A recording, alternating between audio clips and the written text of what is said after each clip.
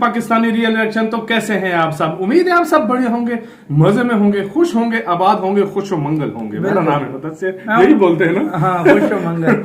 So guys, मेरा नाम है बशीर। सो गाइस, आज की वीडियो बहुत ज्यादा इंटरेस्टिंग किस्म की है, जो हम खुद भी इस तरह की चीज हम जानना चाहते हैं। बिल्कुल। तो वीडियो का जो टाइटल है, महाभारत के युद्ध के दौरान लाखों सैनिकों को भोजन कौन बनाता था और कैसे मतलब उनका खाना पूरा किया जाता था। महाभारत वॉर अननोन सीक्रेट्स आज हम जानेंगे। महाभारत का जो युद्ध हुआ था उसके अननोन सीक्रेट्स हम मुख्तलिफ किस्म के शायद हो या जानेंगे हम। तो मतलब लाखों सैनिकों, वाकई यार खाना कौन बनाता होगा, कैसे बनता होगा, कितने, क्योंकि लाखों सैनिक थे, उसके लिए भी हजारों लोग होंगे। उसके लिए भी हजारों लोग होंगे। ओरिजिनल वीडियो का लिंक मिल जाएगा आपको डिस्क्रिप्शन में। ओरिजिनल क्रिएटर को सब्सक्राइब करना मत भूलिएगा। मिस्टिका का लैंड का वीडियो, इनका चैनल लाजमी सब्सक्राइब कीजिएगा। तो काउंटडाउन करते हैं 3, 2, 1 एंड स्टार्ट। दोस्तों, महाभारत का युद्ध तो सबको याद ही होगा। इस युद्ध को इतिहास के सबसे बड़े युद्धों के रूप में देखा जाता है, जिसमें कई बड़े बड़े योद्धाओं ने भाग लिया था।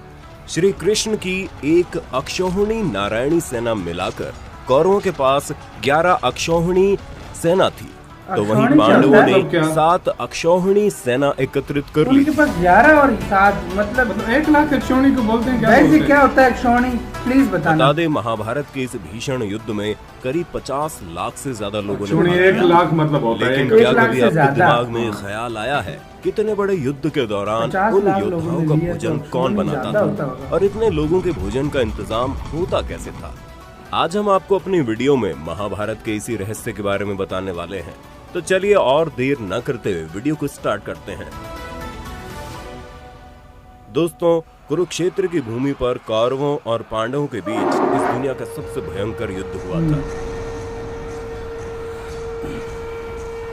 जिसे हम सही मायने में विश्व का प्रथम युद्ध भी कह सकते हैं। उस युद्ध में भाग लेने वाले हर एक योद्धा, चाहे वो कौरवों की तरफ से हो या पांडवों की तरफ से, सभी यही चाहते थे कि वो युद्ध जीत जाए। महाभारत के इस युद्ध में शायद ही उस समय कोई ऐसा राज्य था जिसने इस युद्ध में भाग न लिया हो। भारतवर्ष के समस्त राजा या तो कौरव या फिर पांडवों के पक्ष में खड़े दिख रहे थे, लेकिन श्री बलराम और रुक्मी ये 2 ही ऐसे व्यक्ति थे जिन्होंने इस युद्ध में भाग नहीं लिया था। उनके अलावा एक राज्य ऐसा भी था जो युद्ध क्षेत्र में होते हुए भी इस युद्ध से दूर था, और वो था दक्षिण का राज्य उडुपी। महाभारत में वर्णित कथा के अनुसार जब उडुपी के राजा अपनी सेना सहित कुरुक्षेत्र पहुंचे, तो कौरव और पांडव दोनों ही अपने अपने पक्ष में लाने का प्रयत्न करने लगे। लेकिन उडुपी के राजा बहुत दूरदर्शी थे। उन्होंने श्री कृष्ण से कहा, हे माधव, दोनों ओर से जिसे भी देखो युद्ध के लिए व्याकुल दिखता है, किंतु क्या किसी ने सोचा है कि दोनों ओर से उपस्थित इतनी विशाल सेना के भोजन का प्रबंध कैसे हो? तब इस पर श्री कृष्ण ने कहा, महाराज, आपने बिल्कुल सही सोचा है। आपके पास इसकी कोई योजना है? अगर ऐसा है तो कृपया बताएं। उसके बाद उडुपी नरेश ने कहा, वासुदेव, सत्य तो यही है कि भाइयों के बीच हो रहे इस युद्ध को मैं उचित नहीं मानता, इसलिए इस युद्ध में भाग लेने की इच्छा मेरी नहीं है, किंतु ये युद्ध अब टाला भी नहीं जा सकता। इसी कारण मेरी ये इच्छा है कि मैं अपनी पूरी सेना के साथ यहाँ उपस्थित समस्त सेना के भोजन का प्रबंध करूं। राजा की इस बात पर श्री कृष्ण ने मुस्कुराते हुए कहा, महाराज, आपका विचार अति उत्तम है। इस युद्ध में लगभग 50 लाख योद्धा भाग लेंगे, और अगर आप जैसा राजा उनके भोजन के प्रबंधन को देखेगा तो हम सभी उस ओर से निश्चिंत ही रहेंगे। अतः मेरी आपसे प्रार्थना है कि आप अपनी सेना सहित दोनों ओर की सेना के भोजन का प्रबंध करें। इस तरह उडुपी के महाराज ने सेना के भोजन का प्रभार संभाला। पहले दिन उन्होंने उपस्थित सभी योद्धाओं के लिए भोजन का प्रबंध किया। उनकी कुशलता ऐसी थी कि दिन के अंत तक एक भी दाना अन्न का बर्बाद नहीं होता था। जैसे जैसे दिन बीतते गए, योद्धाओं की संख्या कम होती गई। दोनों ओर के योद्धा ये देखकर हैरान हो जाते थे कि दिन के अंत तक उडुपी नरेश केवल उतने ही लोगों का भोजन बनवाते थे जितने वास्तव में युद्ध के बाद जीवित हुए थे। किसी को समझ में नहीं आ रहा था कि आखिर उन्हें ये कैसे पता चल जाता है कि आज कितने योद्धाओं की मृत्यु होगी। इतनी विशाल सेना के भोजन का प्रबंध करना अपने आप में एक आश्चर्य था, और उस पर भी इस तरह कि अन्न का एक दाना भी बर्बाद न हो, ये किसी चमत्कार से कम नहीं था।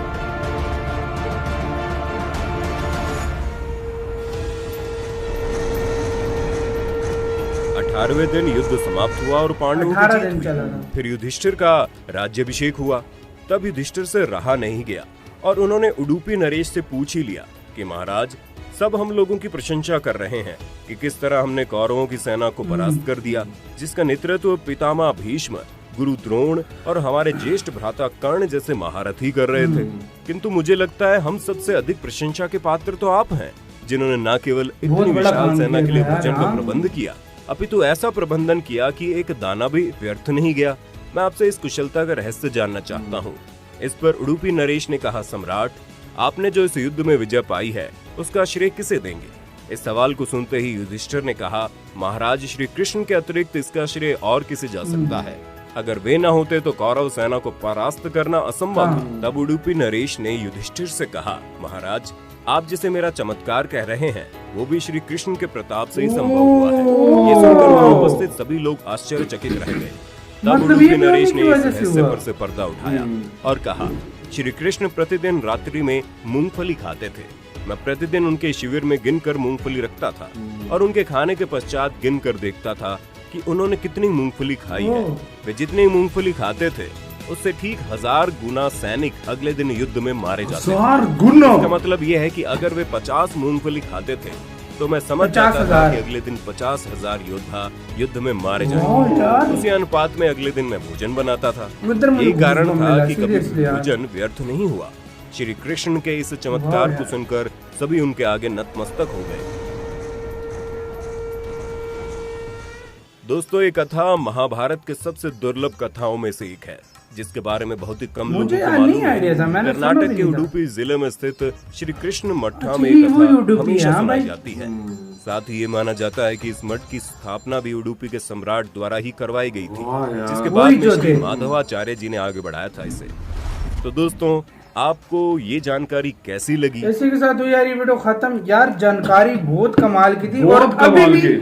उसी उडुपी वाली जगह पे ये वाली कथा सुनाई भी जाती है और वो उसी मराठ मतलब जो सम्राट के सम्राट ने बनाई थी। उन्होंने ही वो मतलब वो मंदिर भी बनवाया था उस टाइम। मतलब तो यार मतलब ये स्टोरी थी कि मतलब वो मैं भी किसी के साथ भी शामिल नहीं हुए थे 50 यार ये अक्षौहिणी भाई 1 लाख नहीं था। हाँ। क्योंकि उन्होंने बोला कि 11 अक्षौहिणी सेना जो थी वो उनके पास थी, दुर्योधन मतलब कौरवों के पास, और 7 उनके पास थी। तो 7 लाख और 11 लाख तो थे नहीं, 50 लाख लोग थे।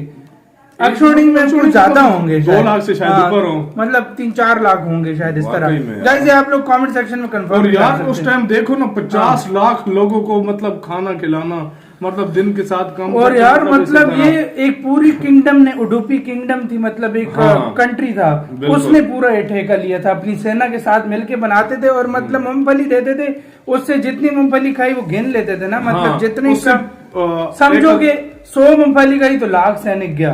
तो इसी तरह सीन था। और 18 गुना ज्यादा मतलब मतलब एक दाने के साथ 1000 सैनिक। मतलब तो ये यार मुझे बहुत न्यू थी हमारे लिए स्टोरी। और गाइस हमने फर्स्ट टाइम सुनी, और कितने लोगों ने हमारे साथ फर्स्ट टाइम सुनी वो भी आप प्लीज कमेंट सेक्शन में जरूर बताइए, क्योंकि हमारे लिए हमने पहली दफा सुनी और शायद काफी लोगों ने, आप लोग में से काफी लोगों ने पहली दफा सुना होगा इस तरह। सो गाइस कितने लोगों ने फर्स्ट टाइम सुना कमेंट सेक्शन में बताओ, और मिस्टिकल एंड को लाजमी सब्सक्राइब करो क्योंकि इन्हीं की वजह से हमें ये इन्फॉर्मेशन मिल सकती है।